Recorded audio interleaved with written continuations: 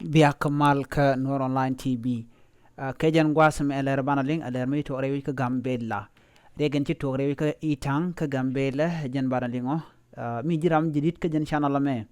bi goro jin bi subscribe ka Nur Online TV ko bi roine ki Läär tin kon ba no nga yekatung nen nas bien ka chwaling wana ka Läär danan chalat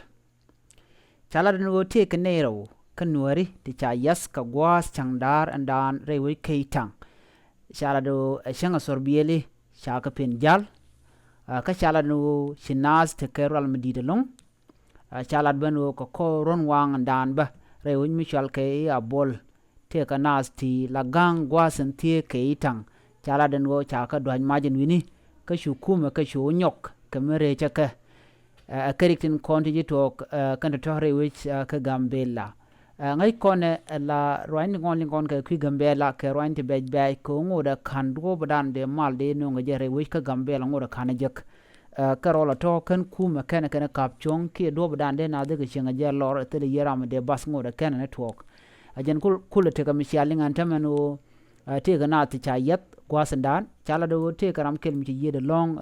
ka ber wanang kwal nanga je kwal nangan wini wakitang wa chiral mo che tuokten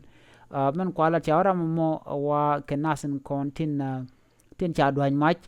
ber law la je oto telen war mitin wa gwas ma chu bari wi jen ko kanato dong chi nuare randi nak ka chwa nuare to chwa chu yatre wi kitang ne me jela dana chalat ka kwi malum nan gore wi ka gambela gorje oto de kuma der do mo gwa mine na shenga lor ka je ki shenga mal ga jere wi der jogor arega me jere ga dan chur la re which ka gambela en wale mi jiram jidit ke jen channel me ko gorje no bi Läär to bien kaling gorje to der subscribe ki der nya bonit ko ken ko gor kono kerik diala kon lat ko rodien re nyuari de ga yikap chung